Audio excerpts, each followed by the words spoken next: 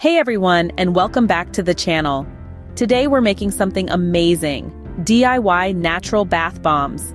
These are perfect for pampering yourself or as a homemade gift. Plus, they're super easy to make with all natural ingredients. Let's get started. 1 cup baking soda, aluminum-free. 1/2 cup citric acid. 1/2 cup Epsom salts. 1/4 cup cornstarch. 1/4 cup melted coconut oil. 1 tablespoon honey. 10 to 15 drops essential oil, your choice. Spray bottle with water bath bomb molds or silicone muffin molds. Whisk, whisk, whisk. We're combining all our dry ingredients to create the base of our bath bombs.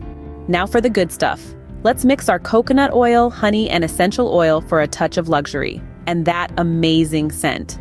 Time to marry the wet and dry. Slowly pour in the wet mixture while mixing everything together. A little spritz goes a long way. We want the mixture to be slightly damp and hold its shape. Pack it in tight. Fill your molds and press down to make sure those bath bombs are nice and compact.